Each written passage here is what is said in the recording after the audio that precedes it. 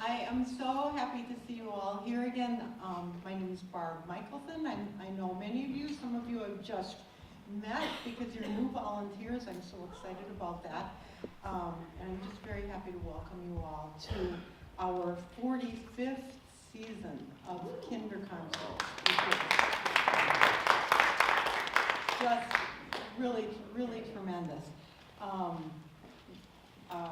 This is just one of the signature programs that the Friends of the Minnesota Orchestra manages and does, and it's just a very important program for introducing very young children to very good music.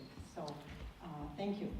And those of you that are new and first times here today, just raise your hands so that everybody look around, note those new people, and yeah, it's great to have new people, so be sure and meet them and welcome them, and when the concerts start, be ready to take them under your wing and take good care of them so that they can learn everything that needs to be learned to manage these concerts, so thank you.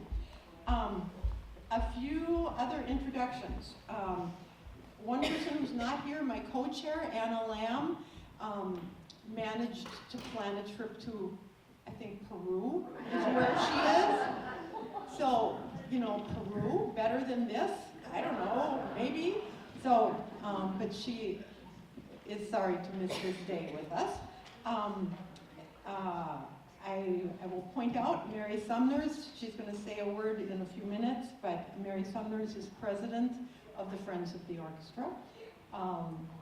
Anne Lam was out at the welcome table and does everything for the Friends.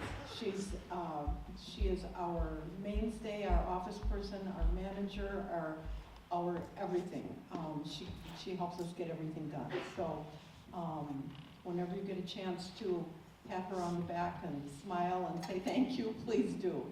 And then we also have Steve Lam, who is Anne's husband, and Steve does random technical things for us, like recording this session, and whenever we have an accent program with orchestra members or other musical people from the community, Steve generally does the sound for those programs as well. So thank you, Steve.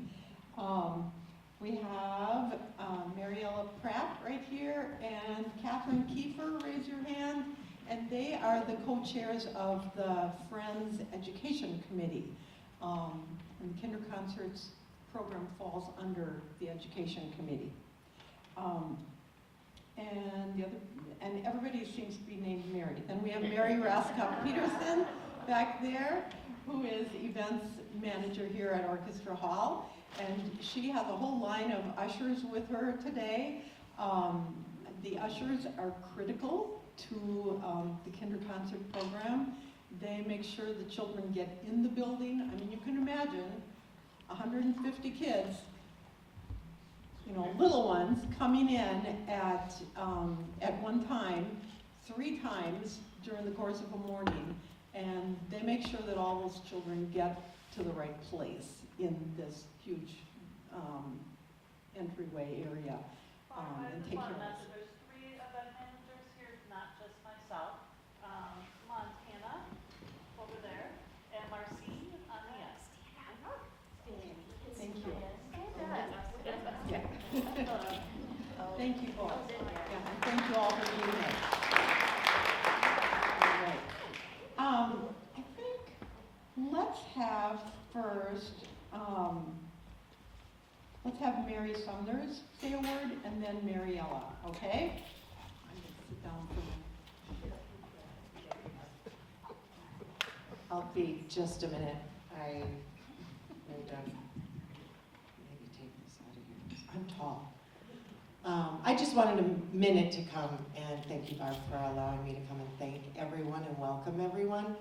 This is one of those exercises that takes a village.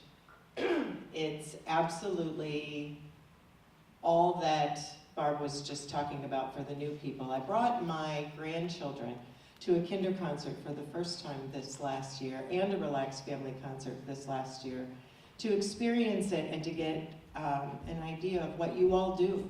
And I have deep, deep appreciation for all the time and energy and care that our volunteers put into making kinder concerts and relaxed family concerts special for the people who come, and the children especially. The joy on their faces, experiencing all that happens at these events is a direct result of your efforts and your caring about making it a special experience for them. I know you have other places you can volunteer your time. I know we're all busy, but I sincerely, sincerely thank you for the gift of your time to this organization. We cannot do what we do without you. And so I'm here on behalf of the entire board to say thank you and welcome and have a wonderful day.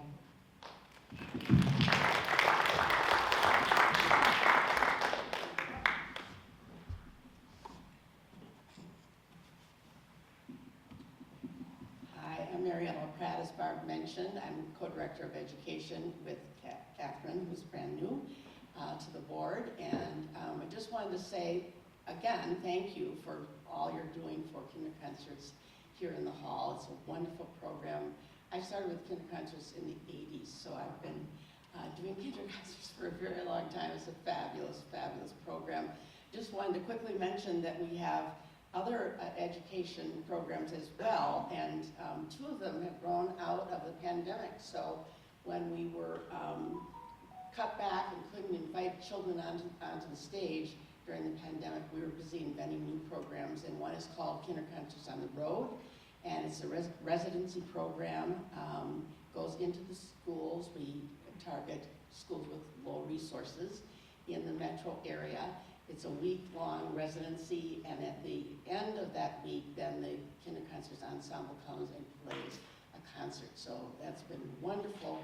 And then we have our newest program, Kinder Concerts Out and About, which goes out many times to greater Minnesota or around other places in the far metro area, and brings a teaching artist there, and they do kind of a mini kinder concerts experience either in schools or libraries. So we're very busy with a lot of things. Barb mentioned Accent as well, and that's our adult education program, and we're going to be doing 4 this year. So hope you can come to that, and I just want to welcome you as well. Hope you have a great morning. Thank you.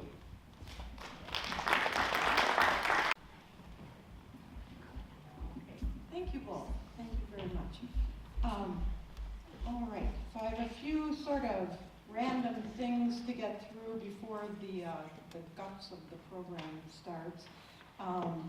Over on the table where the coffee and food is, there are 2 sheets. One is to sign up to bring refreshments. We usually invite our volunteers to bring refreshments to our concerts so that we can all keep our energy up. So if you're interested in helping with refreshments, just put your name on the one list. It's the one that's on the clipboard. And then the other list is to sign up if you would like additional volunteer opportunities. There are 3 relaxed family concerts that the orchestra is doing this season.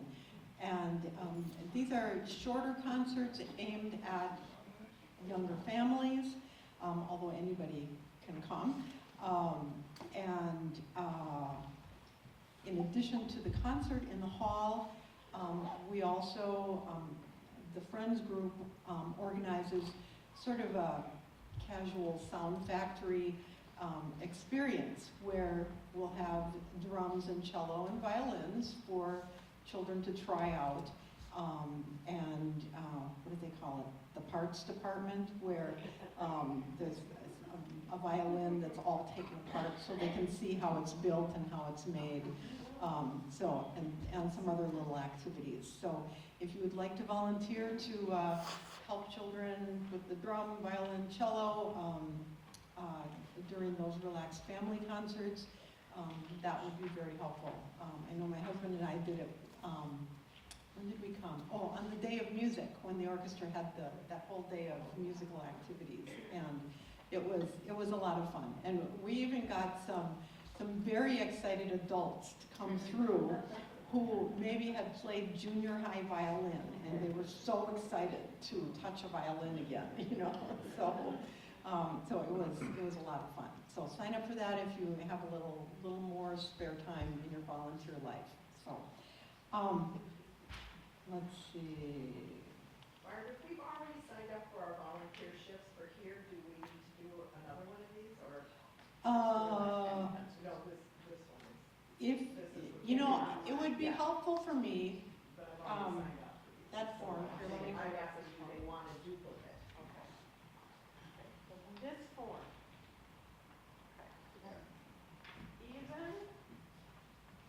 Even if you already emailed me, maybe the dates that you can come, I would love for it to be in print. And then I can confirm also your address and all that sort of stuff. And the other questions on there are helpful to me as well. So, yeah, so please fill that form out. And I think if you just either hand it to me or leave it back on the table, but I would love to have that form filled out by every single person here by the time you leave. That would be very helpful to me. Okay, thank you. Especially if you are new to this building, there are restrooms. If you go out and just up the little short flight of stairs, there's some restrooms up there in case, you know, whenever, if you need that. And at this point, we're running a little early. That's good. I'd like to introduce Katie Condon, who is one of help us with our Kinder Concert program. Katie is one of our narrators and an education consultant for the Friends. She is an active clinician and teacher and performer. She's involved in music and education at MPR and also at McPhail Center for the Arts for Music. And in her spare time, she improvises live accompaniment for silent movies in theaters around town. We may need to hear more about that.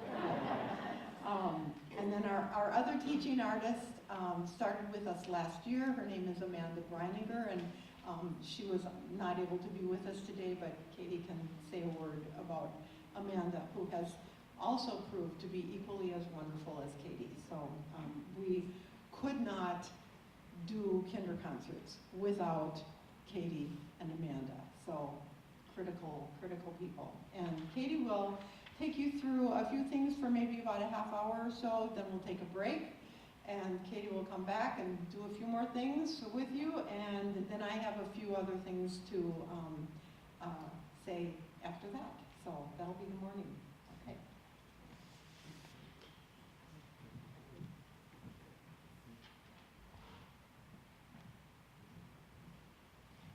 Thank you for the nice introduction. I'm going to be very transparent. There was a screw in my tire this morning. Actually, there was a screw in my tire yesterday morning, and there was a long day of things, and Precision Auto Tune on Lake Street is like my savior, and they patched it up yesterday, and then the tire pressure light was on this morning.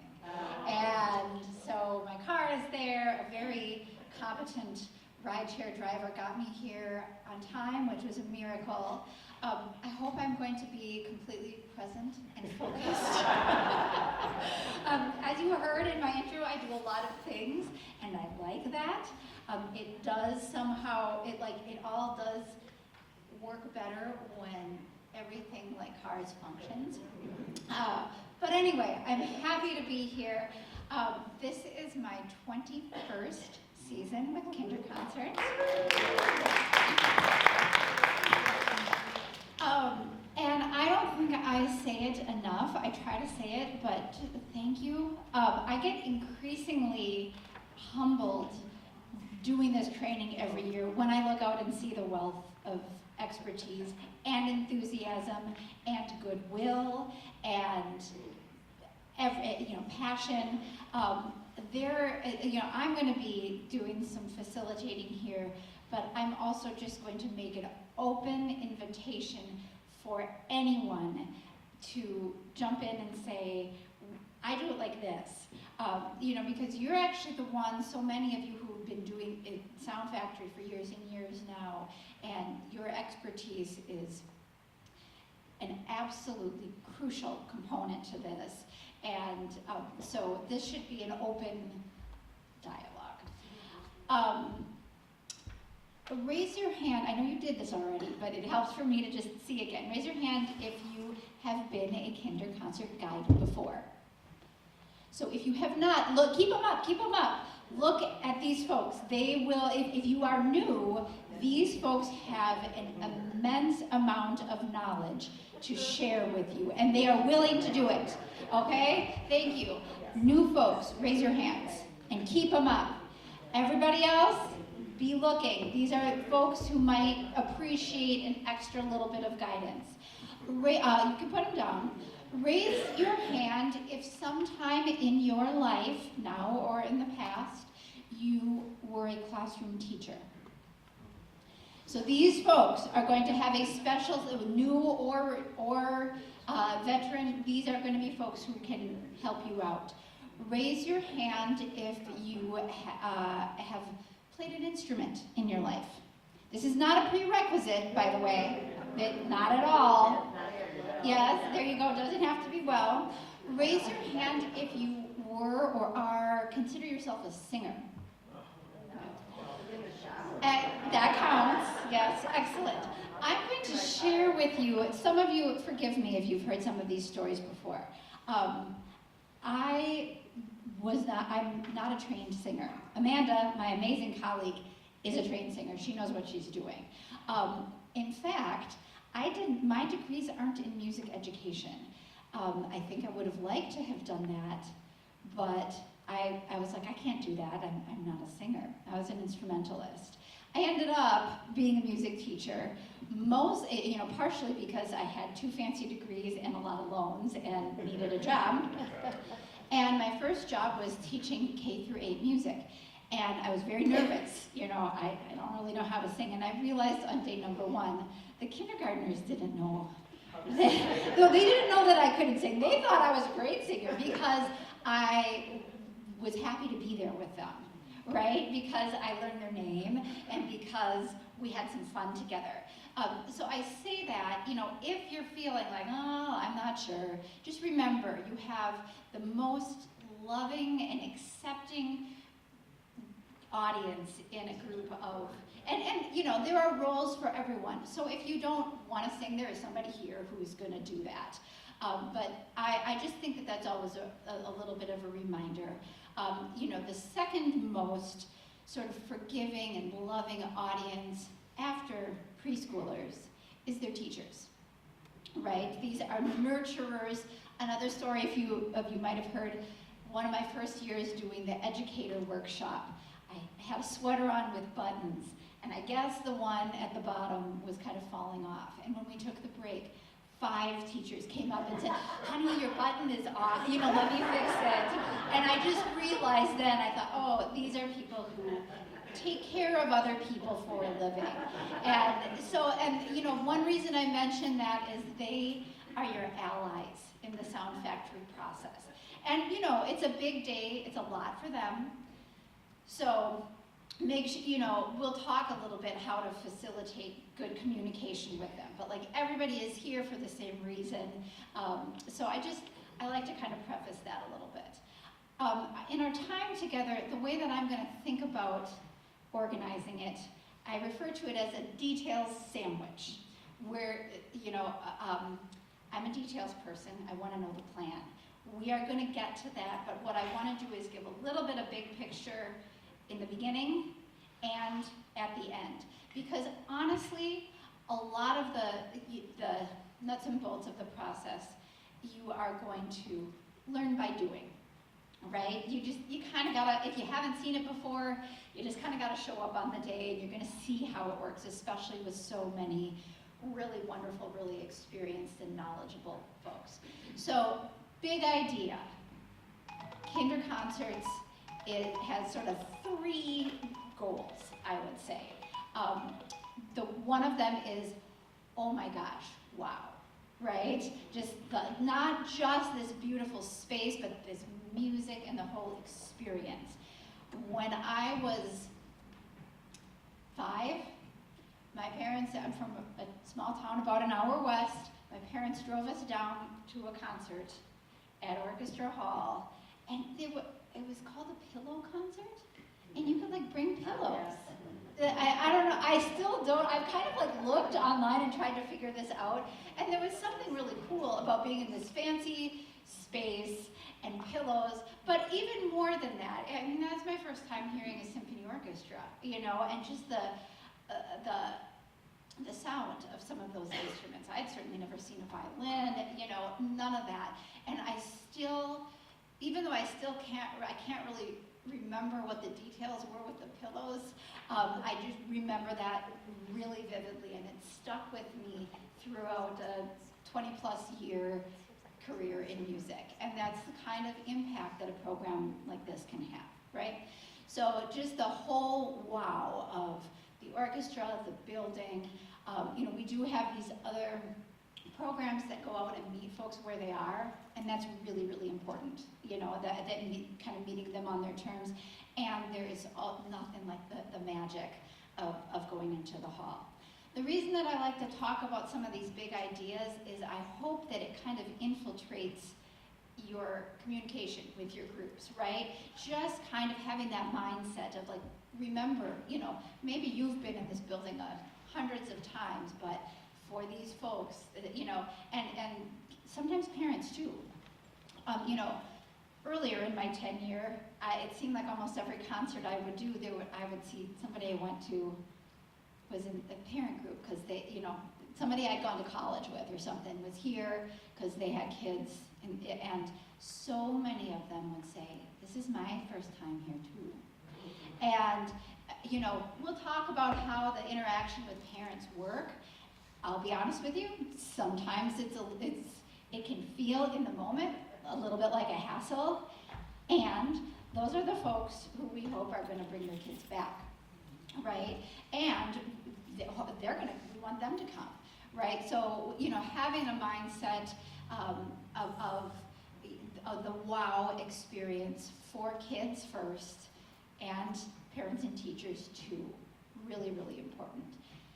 Second big idea, music can tell a story. One of the really unique and amazing things about this program is a lot of the stuff that's embedded in the concert itself, and especially the educator guide that goes out to teachers who will do things in their classroom before and afterward. A lot of it is embedded not only with musical skill development, but with pre-literacy skill development.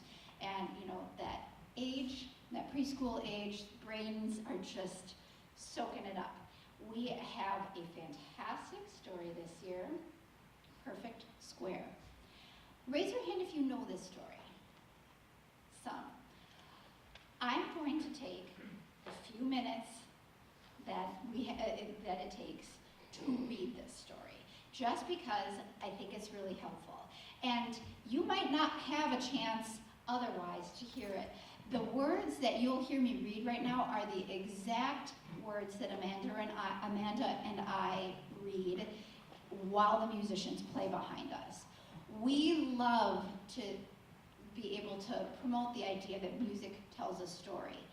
And that's kind of a big idea in some ways for the group that we're working with. You know, it's kind of an abstract concept. And so I think that if there are ways that you can integrate it into the entire experience, you know, these big squares, well, when you walk into the hall, you're going to see big squares on the ceiling, and you're going to see big squares on the wall. So any opportunity you have to make some connections is really, really wonderful. So as I read this to you, if you have been a guide before, or even if you haven't, try to think about, if I'm with a group of kids, what are some little ways I could make some fun connections? And maybe you won't even know that until you have your first group of kids with you. But, you know, if you have it as a part of your thinking and you're making those connections, I know it will be kind of contagious. It was a perfect square. It had 4 matching corners and 4 equal sides. And it was perfectly happy. Can you make a face like you're happy? But on Monday, the square was cut into pieces and poked full of holes. It wasn't perfectly square anymore. So it made itself into a fountain that babbled and giggled and clapped. Can you babble? Let me hear you babble. Can you giggle? Can you clap? On Tuesday, the square was torn into scraps. So it made itself into a garden. On Wednesday, the square was shredded into strips. So it made itself into a park. On Thursday, the square was shattered. What would it sound like if it was shattered? Oh, come on, let's hear a shatter. So it made itself into a bridge. On Friday, the square was snipped into ribbons. So it made itself into a river.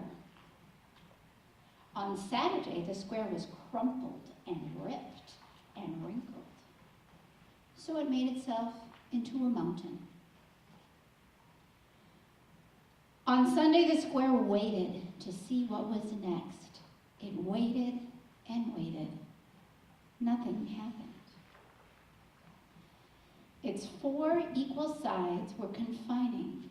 Its 4 matching corners were rigid and cramped.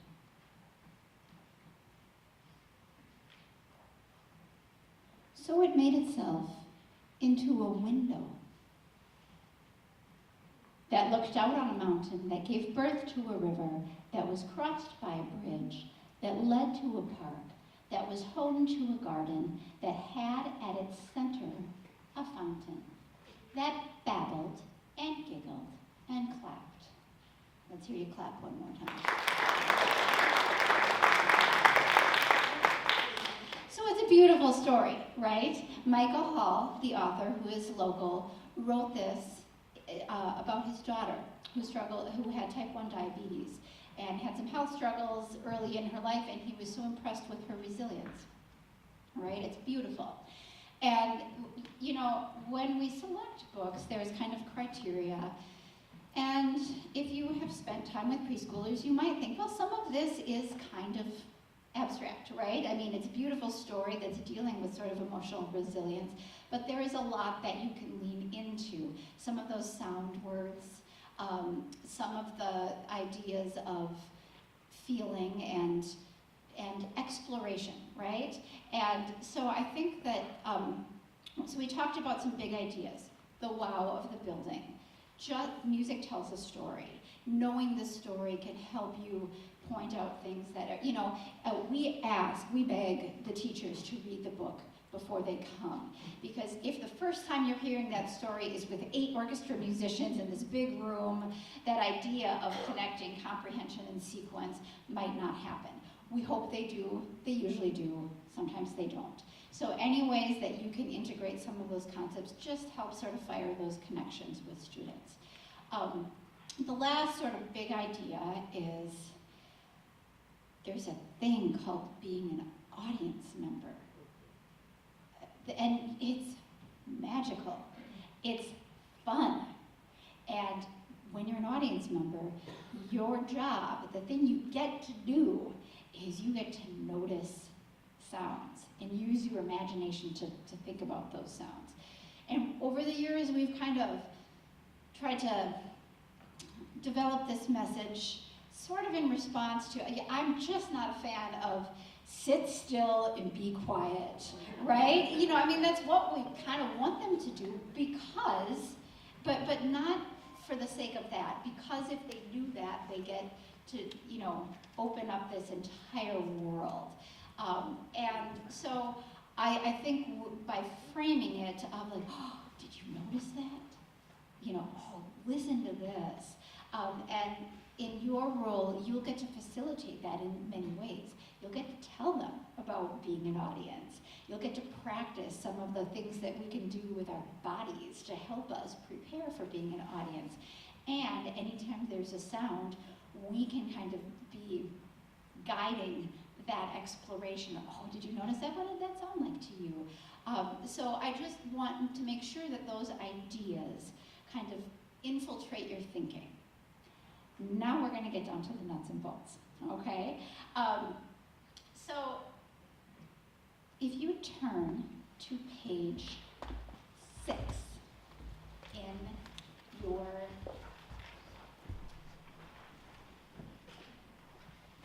book, the first rule of being a guide. I did not prepare my space before. I did not have all my materials set. So I'm just going to do that sort of in real time here. So one of the things that, what I'm basically going to do is I'm going to prepare my space and talk you through it, and then I'm going to just teach the lesson, right? There is nothing that is going to be as effective as just seeing it. One of the things, if you're new, is there is usually a group of people doing this, and one person isn't necessarily doing every single thing, right? There is somebody who we kind of call the lesson leader, who is sort of the one in charge of overseeing the whole thing. But if you are thinking, do I have to do everything that Katie's doing right now? No. You know, so I'm going to show you sort of the lesson, and then we're going to talk about, here's what it looks like when you have a group of people doing this. So there's basically 3 main components in my brain of the lesson. First, we talk about audience, right? Then we play a really fun game called Box of Sound. And so right now, I'm getting my box of sound. I know that's coming second. The audience stuff, I just need my voice and my body for, so I don't really need to get anything ready for that. And then the third thing is the instrument exploration, hands-on, okay? So I'm not going to get my instruments ready right now. I'm going to do 1 and 2, and then we're going to do instrument exploration, okay?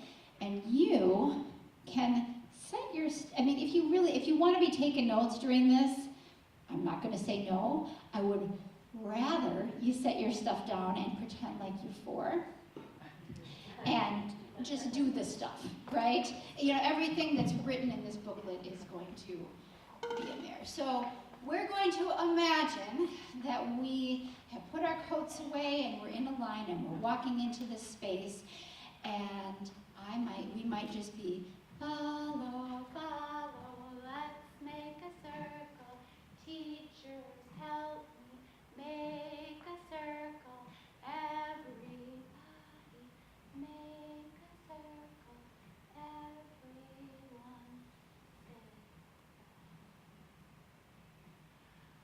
My name is Katie.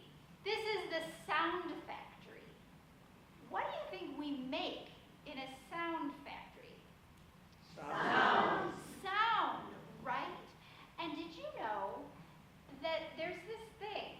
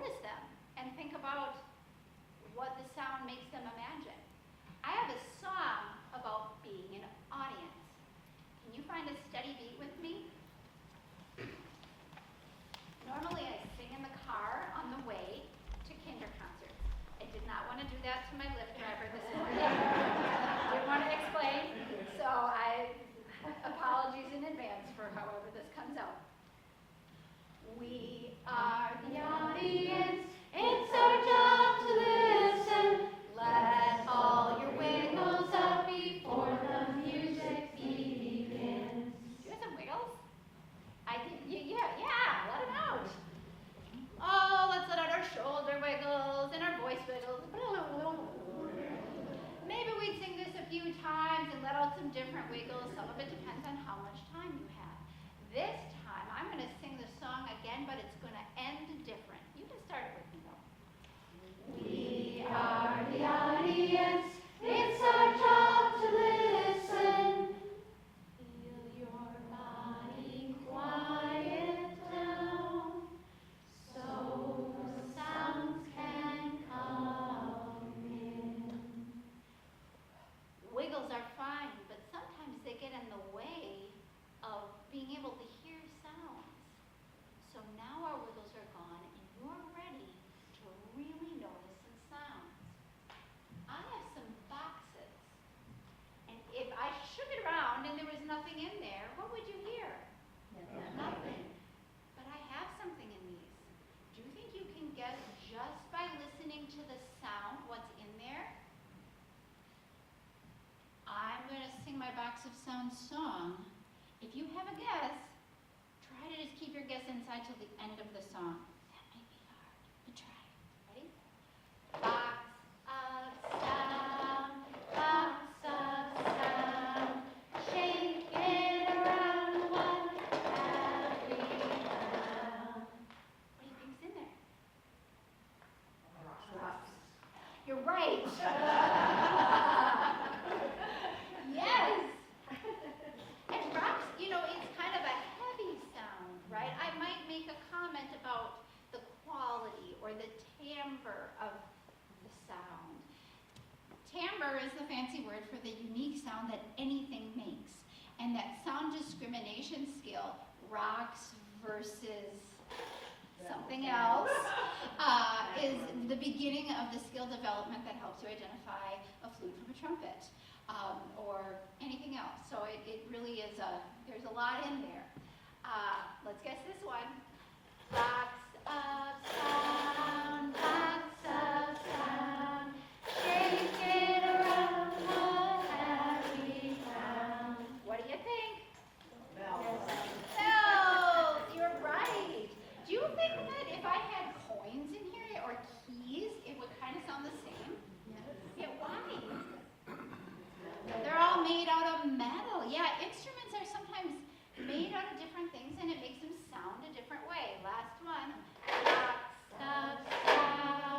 Box of sound, shake it around one happy round.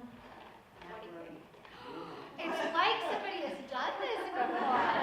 It's macaroni. No, this is not cooked noodles, right? But what if they were cooked, would they sound? They sound different, right?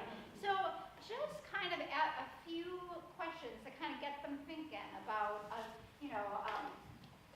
what sounds might sound like. Now, I didn't time myself there, but from when we sang the audience song through all of Box of Song, I was chattering a little to you as an aside in there. That probably took 3 minutes, right? It can go really fast. You're going to need the time, right? Because what comes next, if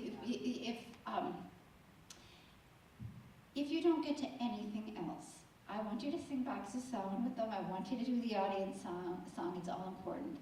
But the hands-on experience with instruments is really, really magical, right? And, buses are late. There's snow. Stuff happens. This has been designed to get through those first two components really quickly, and you can. And if you have to skip Box of Sound because there's a bus late, please do it, okay? So, we know that anything makes a sound, but there are these things called instruments. What do you think is in here? A violin, yeah. I didn't hear anybody say guitar, but if I was in a classroom, I bet I might hear that, right? Now, I would have this set up already, right? This is the thing I didn't do. I would have this set up ready to go, but I would keep the case closed because, oh my gosh, this is the star of the show, and they're not going to want to pay attention to Box of Sound, no matter how fun it is, if they see this here. So what's this, everybody? That's right, this is a violin. These are called the pegs. This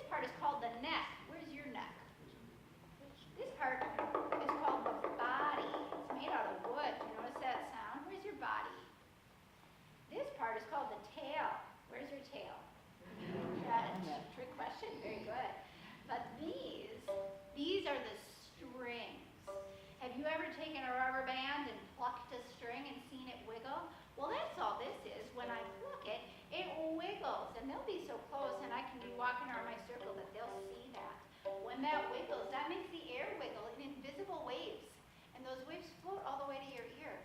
It sounds like magic, but that's really how it works.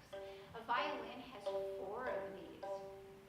Now, of course, I can pluck my string to make a sound, but I can also use this. This is called a bow. Can you whisper bow with me? Bow. And the white stuff on a bow is horse's hair. They just give the horse a haircut on its tail. It doesn't hurt. But the thing about horse hair is it's stickier than people hair. So when you slide it across the string, it makes a sound. It pulls it. And if I stop sliding, the sound stops. I have a secret. I don't know how to play violin, but I know how to make a sound on one. And I know that if I push my finger down on a string and slide it up, it makes the sound go up. And if I slide my finger back down, it makes the sound go down. And when people learn to play violin, like practice, they learn to put their fingers all over the place to make notes. I can play long, smooth sounds or short, bumpy ones. That's a nice thing to point out this year because the concept of staccato and legato, smooth and bumpy, is integrated into the teacher curriculum, okay? Did I explain every part of the violin? No. No, right? They won't necessarily, an adult wouldn't necessarily retain that. It's not really essential. Nice to focus on sound production, a few key features, something they can relate to. Is this a violin? No. But it's kind of the same shape, right? But it's way too big to put under my chin like a violin. So I have to rest it on the floor like the end pin. Just like the violin, there are 4 strings. Somebody has even tuned this child. Thank you, whoever you are. Oh my gosh. I still use a bow. Now, was this sound higher or lower? Lower, yeah. It's because it's way bigger. And I can still make smooth sounds, and I can still make bumpy sounds, right? So in my explanation of the cello, I focus more on comparison, right? We've already learned some of these. Does this instrument have strings? No. No. Again, comparison is a helpful way for comprehension. It does not have something really special on the bottom, though. These things are called snares. Can you take out a finger? And when I come around, this would be, if your group is the right size for this, you can just pet it gently like a puppy or a kitty. You can feel those are really bumpy. When I put my snare drum on a stand, it goes faster when you're set up in the stands.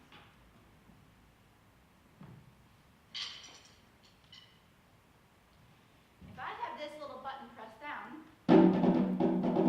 my drum sounds like this. If I push this button up, those snares touch the bottom and they make the sound different. Now, of course, I can play the sticks on the drum head. That's what it's called, drum head, like your head. You don't want to tap heads too hard, right? You kind of want to be gentle with the head. We can also tap on the rim, or we can use a brush.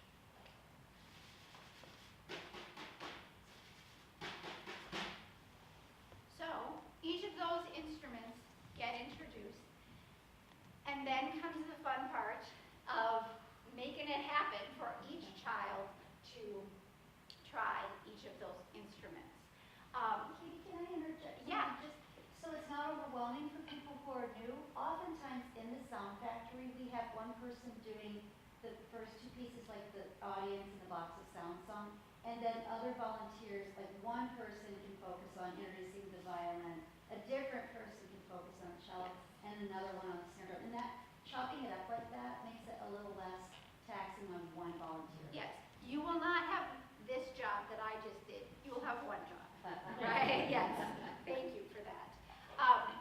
So at this point, if you can take your books back again.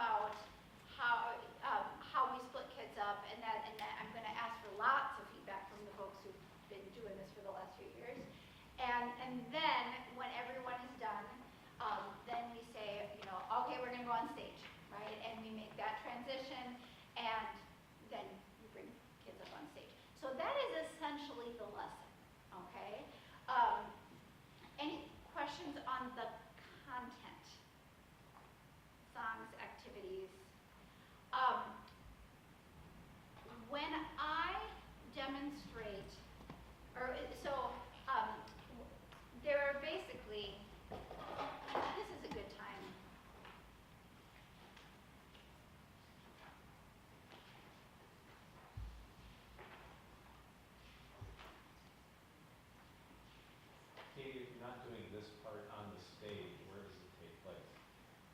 In here? There are 5 Sound Factory locations. Who can tell us where the 5 are? One is here, atrium, Green room, green room, mezzanine, mezzanine, balcony A, balcony A, and rehearsal. rehearsal room. I know in the past, sometimes at the end of this, new folks have been walked around to those sites. Yes. I think that's coming at the end so you can see the space. If you go back to page 4, this is a list of the basic roles that Anne was referring to. So, lesson leader. And, one of the reasons that we don't write this script saying, like, lesson leader says this, is sometimes there is some amount of fluidity to this, right? Depending on how many folks are in a sound factory, maybe somebody does a little bit of double duty.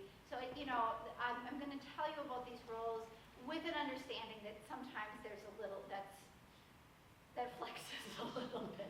I see Mel laughing. So lesson leader is essentially the person in charge of keeping everyone's attention, singing the songs, giving the directions, overseeing, okay? Everybody else in the room is very important to model and participate, right? You might not be doing those things, but just show, and or if a teacher who needs to be talked to about something, kind of keeping that, maybe helping deal with that so that the lesson leader can kind of keep the flow of the entire lesson going. The lesson leader can turn over the instrument demonstration to a person. So if you look at page 4 again, it says instrument demonstrator number 1. If you are a well-staffed sound factory for that day, you can have a different person set up to demo violin, cello, snare drum. I bet you can imagine how smoothly that would go. If you have 3 folks, instead of one person kind of scrambling and talking, then you're kind of ready for your moment. There are correlating scripts for each of those instrument demonstrations starting on page 9. So if you are someone who's like, I'm not ready to be a lesson leader, now or ever, but I'd like to, introduce the violin, you do not need to have played a violin. I did not touch a violin until I started kindergarten 21 years ago. I had never done that. These are scripts that basically give an idea for each of those 3 instruments. Then, everybody, all hands on deck to help with the instrument exploration. Probably makes the most sense. Guys, correct me if I'm wrong here. If you introduce the violin, you are probably going to be the facilitator for the violin. So, lesson leader might say, if we've got our 3 folks stationed here, okay, teachers and parents, let's help split our group into, and teachers are your real allies in this part. If you kind of say, when it comes to instrument demos, we're going to be splitting them up in 3 groups. Can you help with that? They have their methods that they do, and we're not having to try to sort of like teach something new to a group of kids. Usually just kind of shuffle in 3 groups, and then having a parent or the lesson leader actually. If we've got somebody in each of those instruments, the lesson leader isn't actually doing anything during that time. They of course are, but it would be that's a good person to kind of be, okay, move over. Or, one group might finish, if you're finished, sit down, and so will look at the pictures in the book with you. Those kind of details sort of get worked out. With instrument or if you are the person facilitating the demonstrations, be prepared to have some strategies in place to have a meaningful and expedient process for trying the instrument. There are a lot of sort of different approaches to this. I'm a pretty big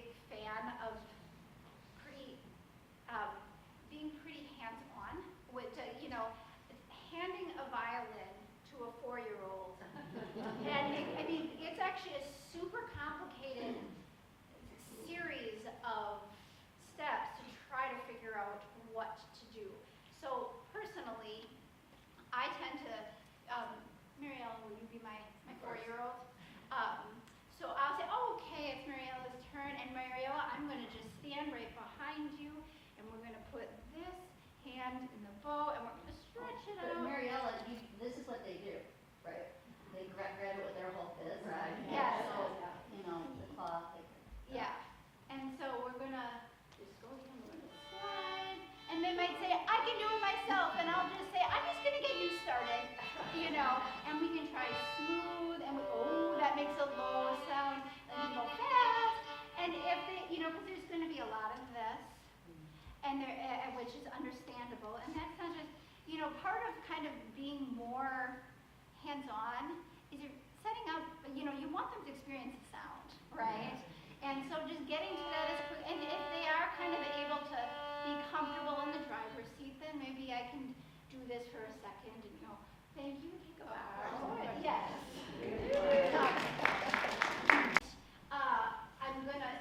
I'm gonna quickly do a couple of things with cello and snare drum, and then I'm just gonna say, okay guys, tell us your hacks, because I know you all have them. With cello, they'll have a chair, and they'll be sitting in that chair, and so get them in the chair, and then, you know, I usually just kind of say, kind of hug your knees around it if you can. Same thing with kind of reaching around and getting it set up. You know, you want this little area between the fretboard and the bridge, and you want to be kind of crossing it like a T, right? And so if you just do that setup for them, you know, and okay, try to tip it this way, because, you know, you actually have to kind of tip it a lot, and then just letting them have a couple seconds with it. But as soon as, if you can get them into that sound making position, you know, as quickly as possible. It's not just about speed. It's also just about kind of the instant gratification of it, you know, is going to be more meaningful. Every once in a while you will get, you know, of course we know there's sort of the eager ones who are going to go at it. There are also shy ones who are a little scared of the sounds that might, and in that case I'll maybe just pluck a few and just say notice. You know, they're very up close and personal during that time, and that experience is as valuable even if they're not doing that. With snare drum, I tend to just hold my hand here. I've never had a hit yet, you know, because this sort of impulse is not necessarily that like they're trying to wreak havoc. It's just that there's not a sense of the self-regulation. So this is just establishing a boundary. You know, and I might say like, oh, that was a lot of time. You can try a really quiet sound. Try on a few taps on the rim. And some, you know, if I'm actually in trial mode, I might actually just give them one of each, right, to kind of experiment. Because the temptation for anyone, you know, is like, oh, this is a loud thing, but to kind of try to frame it with a few prompts for exploring different sounds. You know, drummers play a lot of patterns. Can you play a pattern? That kind of thing. Or if somebody just really doesn't want to give it up, you know, because it's fun to play, like, okay, 3 more taps. Tap, tap, tap. Thank you. And, you know, they'll be more prepared. There's not going to be as much, you know, back and forth. So a few of those preemptory words can go a long way. I would love to hear now, so many of you have done this for so many years so successfully. Yeah, Paul? I usually do the drums and I almost always count, because the point is the drummer keeps the beat. So I count 1, 2, 3, 4, and have the kids do that. I also have them use the stick the sticks together. Oh, The drummer is to keep the beat. great. And everyone listens to the beat. Yeah. And the director might be doing this, but they're really hearing the drum. Great. Yeah. On the drum, it can be really invasive if the kids play really loud for the other instruments. Yep. And I found that if I demonstrated the drum and I hit it really hard first, you can literally see the kids kind of recoil. And I say, oh, you can play loud. That's kind of unpleasant. And also play soft. And then play soft. And I found that almost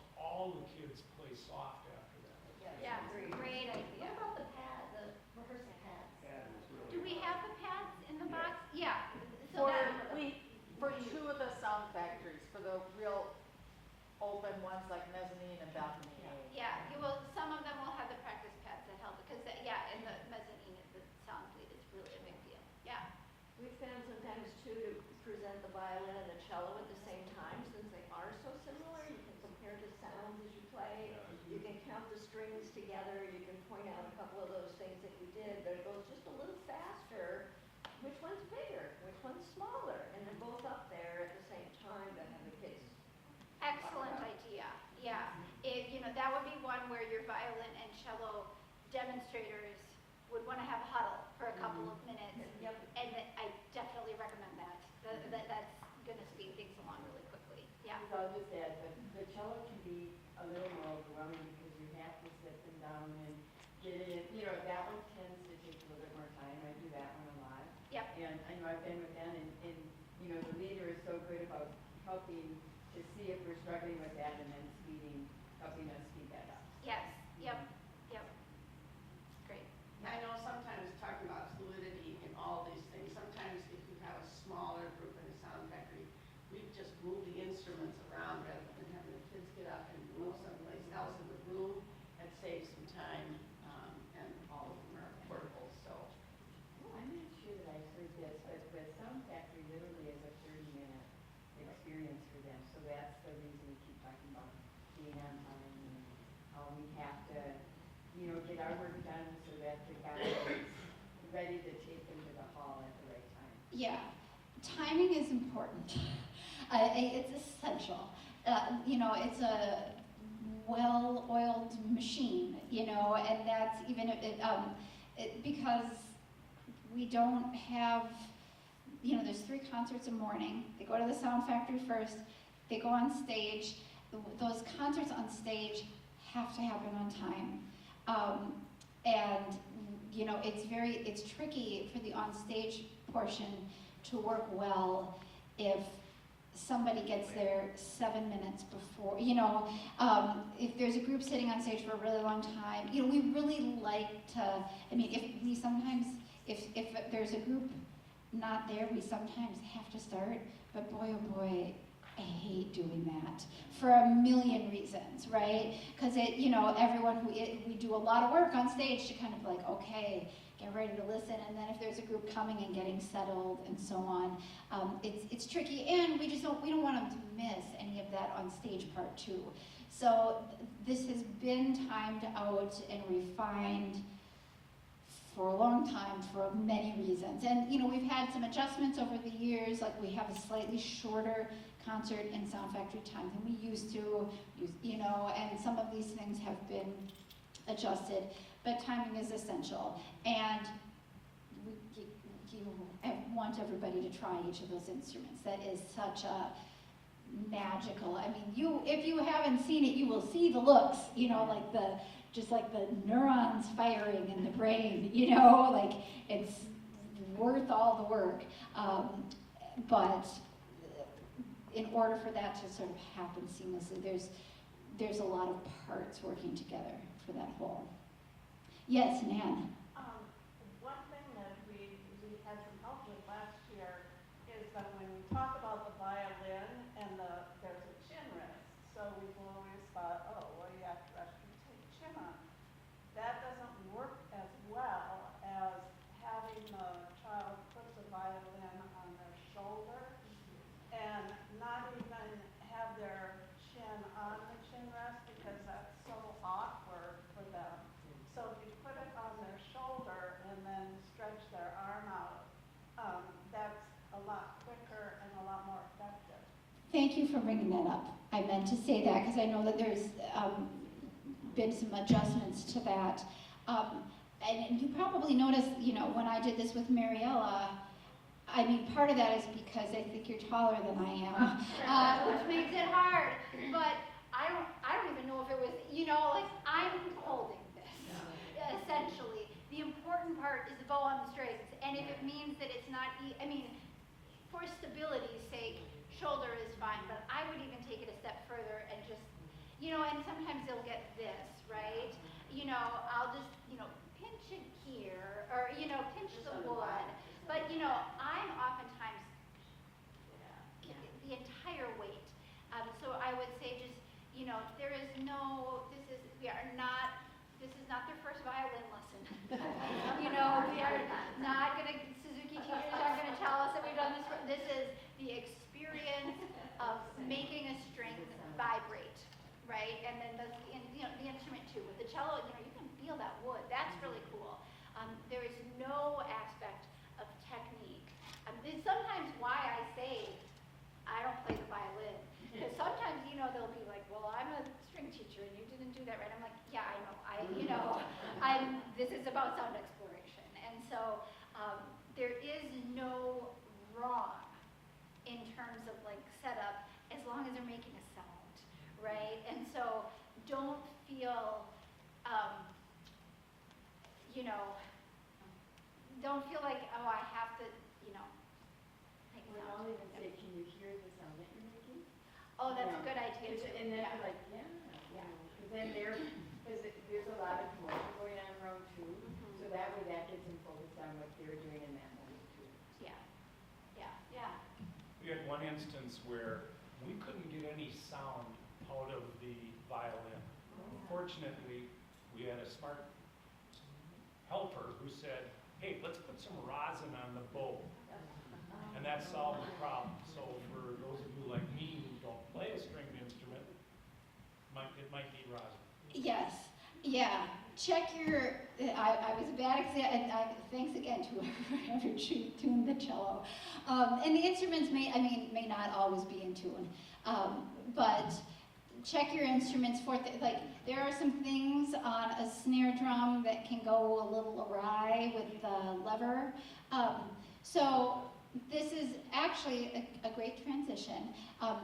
We've gone over my time by quite a bit and the break, and I don't think I need another 15 minutes after our break. But what I would like to do in the break, come up, especially if you haven't, come up and look at these instruments, try and pick them up, try to make a sound, especially if you're starting to think about what job might I want to do, and if you're brand new and this all seems a little bit overwhelming, there's a lot of just sort of general helper type of roles, and once you see it, you'll probably be like, oh, okay, here's where I can plug in. But let's maybe take 10, 15 minutes, come up, try stuff.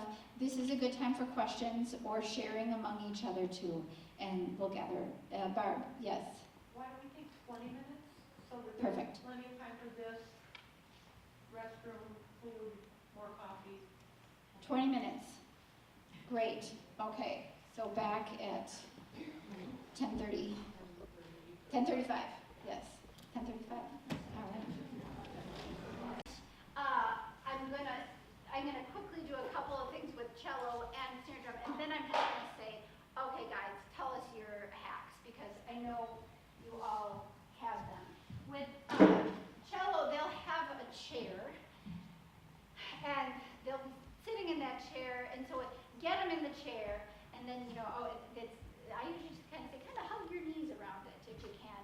Same thing with kind of reaching around and getting it set up. You want this little area between the fretboard and the bridge. You want to be kind of crossing it like a T, right? And so if you just do that setup for them, and okay, try to tip it this way because you actually have to kind of tip it a lot, and then just letting them have a couple seconds with it. But as soon as if you can get them into that sound making position, as quickly as possible. It's not just about speed. It's also just about kind of the instant gratification of it. Is going to be more meaningful. Every once in a while, you will get. Of course, we know there's sort of the eager ones who are going to go at it. There are also shy ones who are a little scared of the sounds that might. And in that case, I'll maybe just pluck a few and just say notice. They're very up close and personal during that time, and that experience is as valuable even if they're not doing that. With snare drum, I tend to just hold my hand here. I've never had a hit yet, because this sort of impulse is not necessarily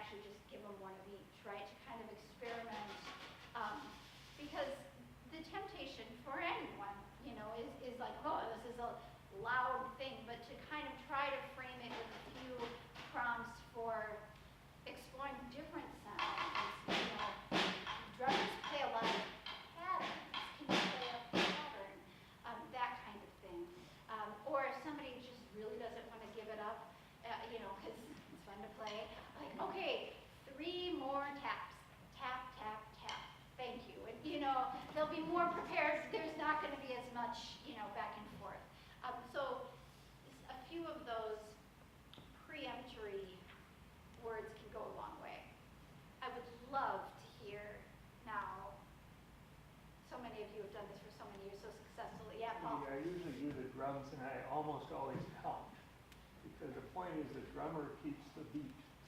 So I count 1, 2, 3, 4, and have the kids do that. I also have them use the sticks, stick the sticks together. Oh, The drummer is to keep the beat. great. And everyone listens to the beat. Yeah. And the director might be doing this, but they're really hearing the drum. Great, yeah. On the drum, it can be really Wow. invasive if the kids play really loud for the other instruments. Yep. And I found that if I demonstrated the drum and I hit it really hard first, you can literally see the kids kind of recoil.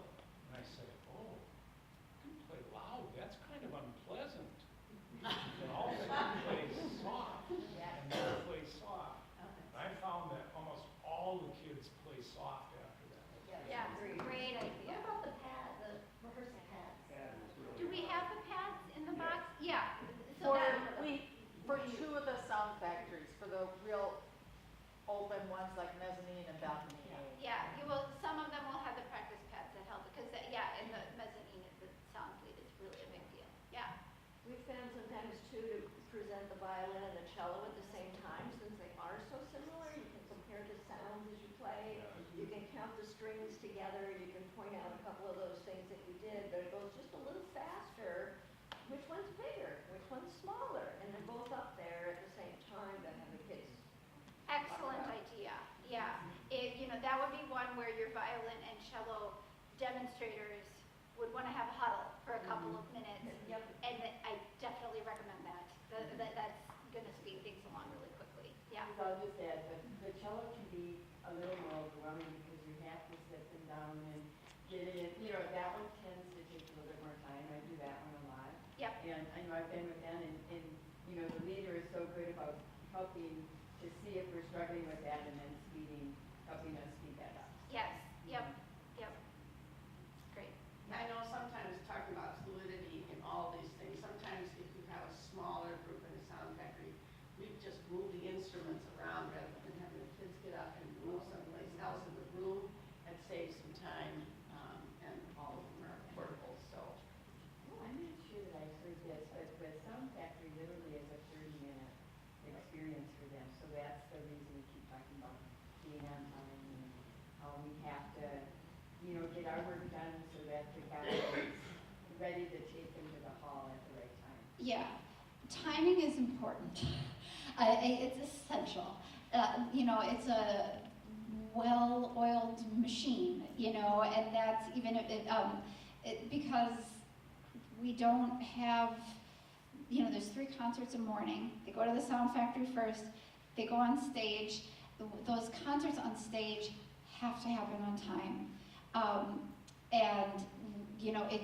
It's tricky for the on-stage portion to work well if somebody gets there 7 minutes before, if there's a group sitting on stage for a really long time, we really like to, if there's a group not there, we sometimes have to start, but boy, oh boy, I hate doing that for a million reasons, right? Because we do a lot of work on stage to kind of like, okay, get ready to listen, and then if there's a group coming and getting settled and so on, it's tricky, and we don't want them to miss any of that on stage part too.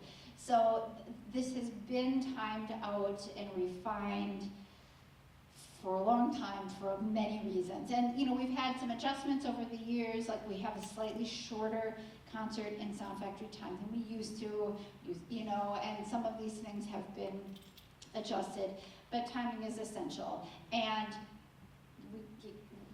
I want everybody to try each of those instruments. That is such a magical, if you haven't seen it, you will see the looks, just like the neurons firing in the brain, like it's worth all the work. But in order for that to sort of happen seamlessly, there's a lot of parts working together for that whole. Yes, Nan. One thing that we had some help with last year is that when we talk about the violin and there's a chin rest, so we've always thought, oh, well, you have to rest your chin on. That doesn't work as well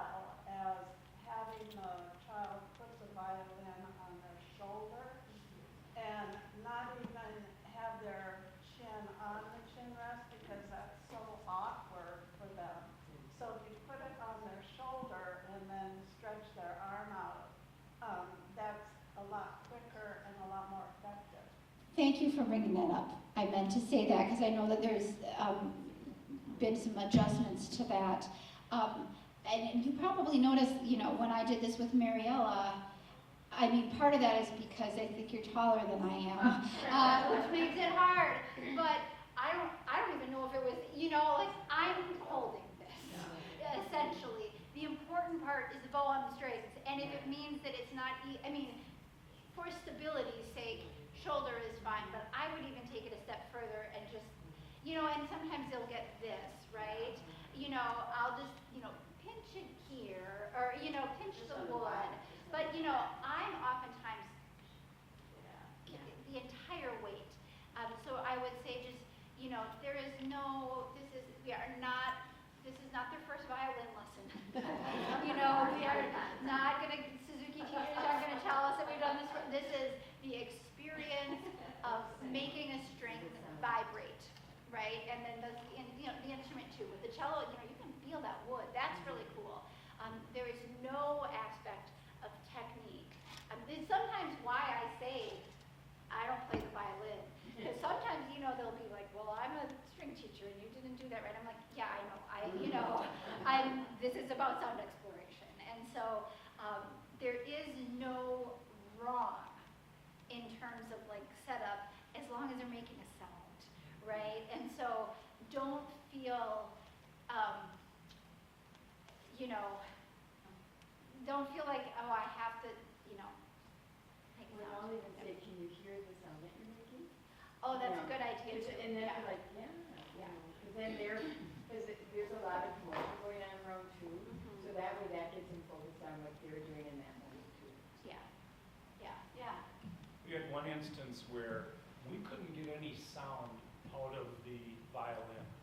Fortunately, we had a smart helper who said, hey, let's put some rosin on the bow. And that solved the problem. So for those of you like me who don't play a stringed instrument, it might be rosin. Yes. Yeah. Check your. I was a bad example, and thanks again to whoever tuned the cello. And the instruments may not always be in tune, but check your instruments for like there are some things on a snare drum that can go a little awry with the lever. So this is actually a great transition. We've gone over my time by quite a bit and the break, and I don't think I need another 15 minutes after our break. But what I would like to do in the break, come up, especially if you haven't, come up and look at these instruments. Try and pick them up. Try to make a sound. Especially if you're starting to think about, like, what job might I want to do? You know, and if you're brand new and this all seems a little bit overwhelming, there's a lot of just sort of general helper type of roles. Well, you know, and once you see it, you'll probably be like, oh, okay, here's where I can plug in. But let's maybe take 10, 15 minutes, come up, try stuff.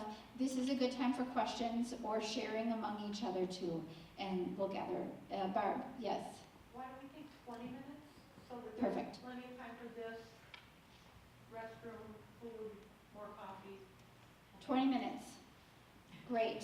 Okay. So back at 10:30. 10:35. Yes. 10:35. All right.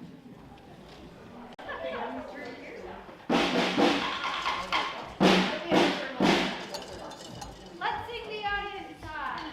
Just to get it in your ear. I know some of you have very well in your ears. Let's just do it for those of us who are learning it today. We are the audience. It's our job to listen. Let all the wrinkles out before the music begins. Let 'em out. So I got business after this. We are the audience. It's our job to listen. Everybody quiet down so the sound can come in. I'm going to talk to you about 3 more minutes, and then I'm going to turn it back over, just because some folks said some good stuff during the break. Somebody told me that they occasionally, with really little stood to do the cello, totally fine. If you want to skip the chair, if that's a barrier, it's not against the rules. In my work at NPR, I work pretty closely with a string duo called the OK Factor. They're amazing. Check them out if you haven't. They are a violin and cello duo, and the cellist often performs standing.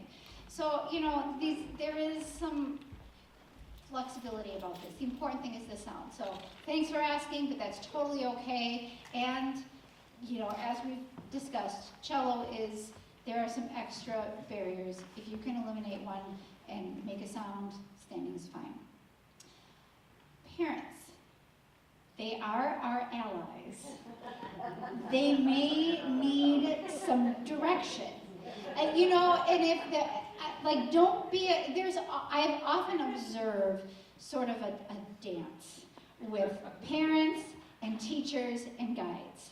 Because there's a little bit like, who's supposed to be the heavy, right? Or who's supposed to make the call? Parents and teachers feel like, well, we're in somebody else's space. Guides sort of feel like, those are somebody else's kids. Both teacher and parents. And, there's not really a prescribed way to deal with this other than parents might be doing stuff that's a distraction because they just don't know. So, something that I will often remind parents is, if we're singing a song, parents sing too, you're a great role model for your child. If you tell them that, 9 times out of 10, they'll put the phone away or stop chatting with their neighbor.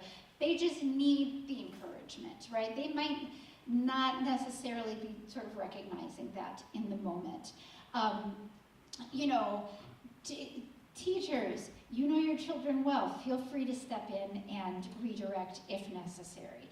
Because, different schools have different expectations, and we can also have our own set of expectations, but you will have some groups where teachers do not think squirrely behavior is okay. And then you will have some who are we think squirrely behavior is fine.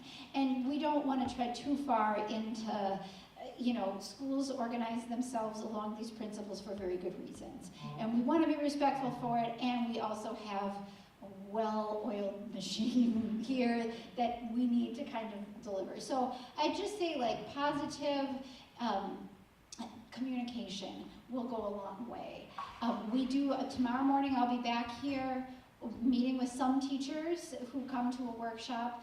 Every point of communication we have with them, we try to tell them, you know your students, please be our ally. You communicate with your parents. Please reinforce our message. Please reinforce the message that parents will not come on stage. If everybody knows that beforehand, it's usually fine. There are really good reasons for it, sight lines, just room. As guides, if you can sit by your group, just that physical presence is helpful. If there will be kids who will get on stage and have separation anxiety, it is highly encouraged to get that child to a parent off stage if needed, just because separation anxiety becomes contagious if it's visible by other children. So just dealing with that problem as quickly and quietly as possible. Anything you need to do, enlist parents, enlist other guides. Everybody have sort of a mindset of we're all responsible for all. Parents are getting a nice little sheet, like a half sheet, just hold it up, Barb, that one, just kind of helps them know about additional opportunities. Again, we do want this experience to be meaningful for them too, right? We want them to come back to relaxed family concerts and feel a part of the community. And sometimes they are disappointed when they can't stay on stage. So, if we can explain why and show them, we usually have the ushers do a great job of saying, here's where they're going to see and hear well. Amanda and I try to make it a point to, acknowledge them out in the audience too. So just a handful of follow-ups on there, and I think with that, Linda. You might Photography, they can take pictures in the sound factory.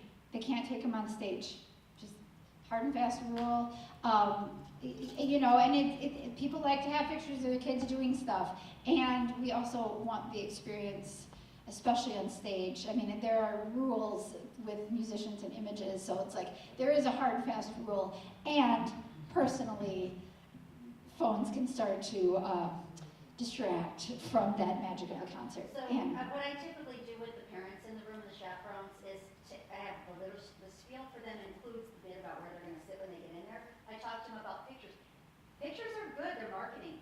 And I always remind them that we love to promote kinder concerts, and we want the world to see it on social media, but we can't post pictures of their children. They can, and when you do, make sure you tag the Friends of the Orchestra, hashtag kinder concerts. And they usually are like, oh yeah, they want to do that. excellent. Lesson leaders, talk to Ann about how to integrate that into your spiel and have the right language for it. Because it's true. I mean, it is kind of great organic promotion. And, you know, hopefully they understand the place for it is in the sound factory and not on stage. Okay. Barb, take it away.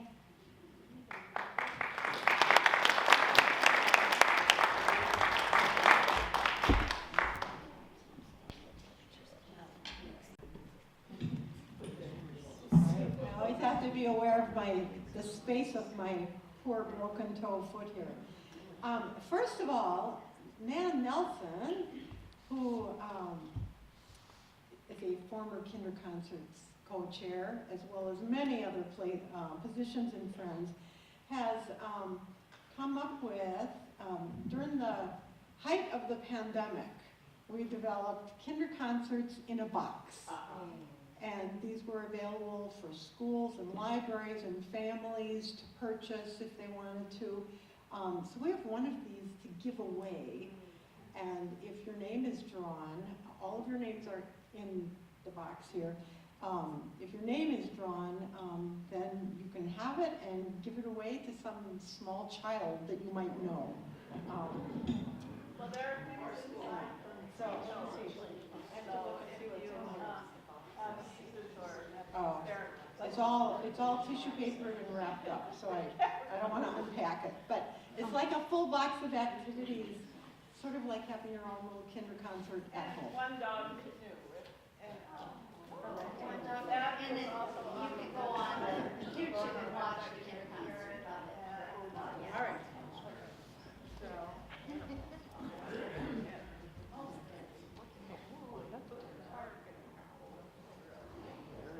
Meredith. I'm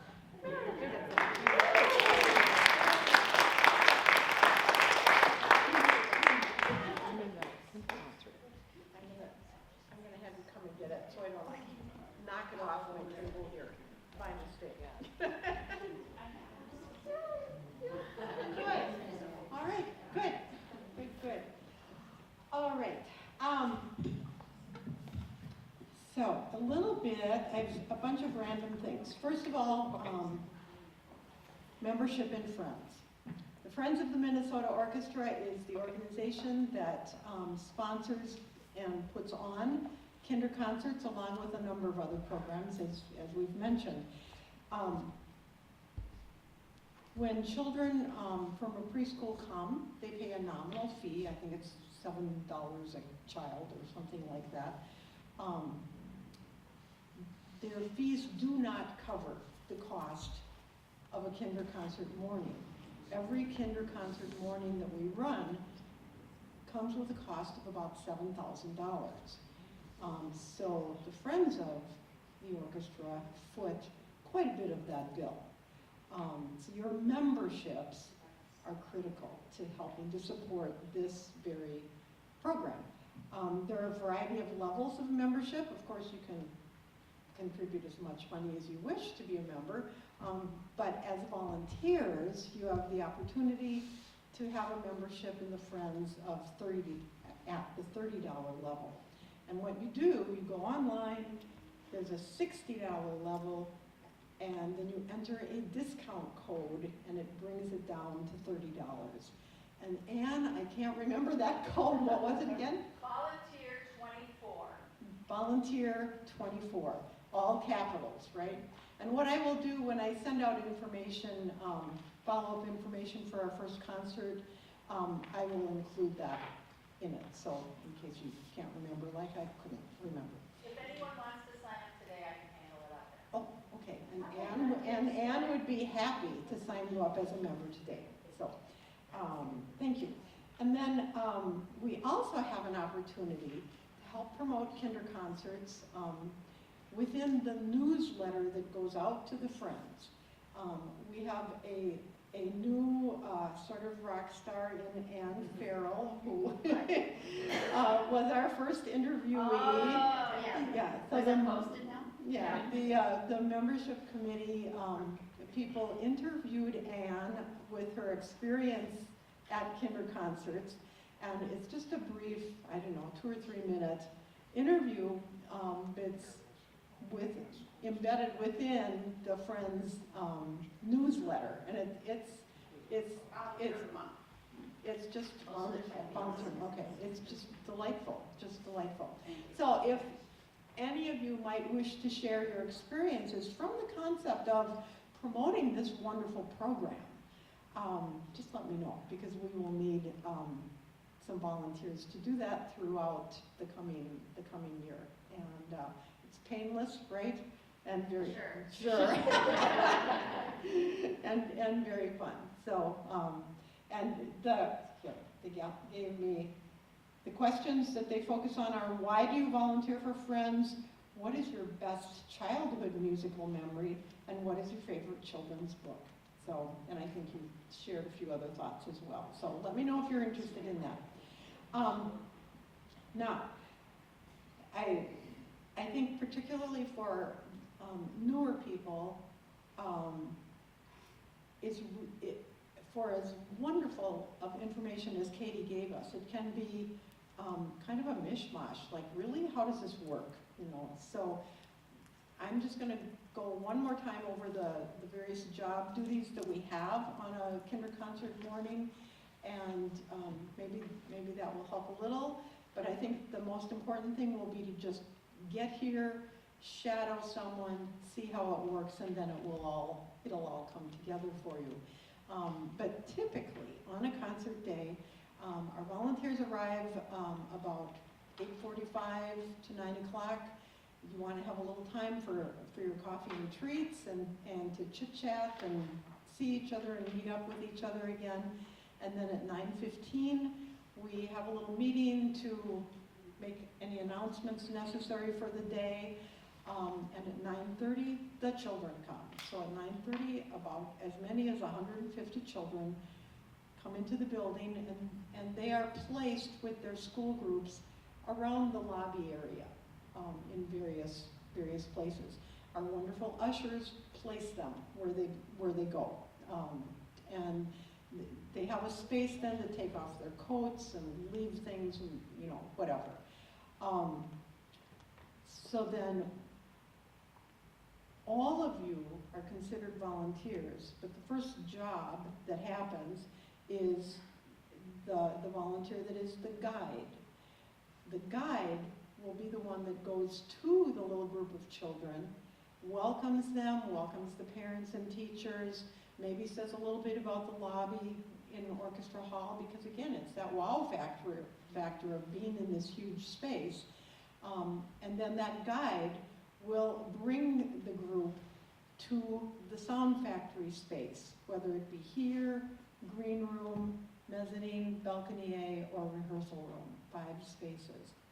Mark, can you mention the color? Yeah, we usually, we have little colored squares, paper squares that you hold up so your group gets used to following your yellow square or your blue square or whatever it is, so they know who they're following. Okay, thank you.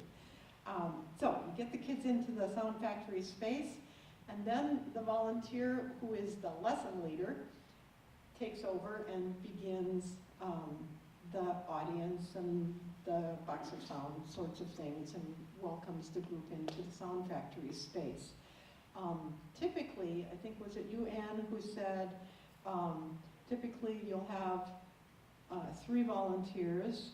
Of the rest of the volunteers do the 3 demonstrations of More if possible. of Because the- you could get a big group. Yeah, You but- could have 2 cellos, 2 violins, and 2 snare drums. Right. It's ideal to have a friends volunteer on each of those instruments. Right. Otherwise, you gotta recruit from the parents and Yeah, yeah, faster. right, yeah. But first, 3 people will each demonstrate, yes. as Katie did, the individual instruments, show how they work. And then at that point, then after that, you divide the group up. Yes, if it's a large group, we'll have 2 cellos, 2 drums, 2 violins, and you're dividing into 6 groups then, so that you can have plenty of time on each instrument. It is the lesson leader that orchestrates movement, however the lesson leader wants to do that. There are several methods to do that, but the lesson leader orchestrates the movement of children from instrument to instrument to make sure that everybody gets a chance. And if you are operating with, say, 2 violins, each child plays 1 violin. They don't go from violin to violin. That would take way too long. Yeah, they would like to do that, but they just get 1 violin, 1 drum, 1 cello. Yeah. And it's that child exploration time, as Katie said, that you really want to allow plenty of time for. That's the key thing that they're looking forward to and ready to enjoy. So, any other comments on that time? I Yeah. was just gonna add too, so this is my second year, so we do arrive in the morning, we check in at the desk, we get our name tag and apron, and then there's also the sheet that you'll be assigned. So maybe just talk about Thank you. that. Thank you. Yeah, I have the exactly. apron Yeah. sitting right here. I forgot. So yeah, when you arrive, aside from coffee and treats and chatting, get your name tag, get your nice apron here. Everybody will have an apron. And these not only identify who the volunteers are, but they also have wonderful pockets. So you can put your information, your notes, your schedule, your phone, all that in your pockets. So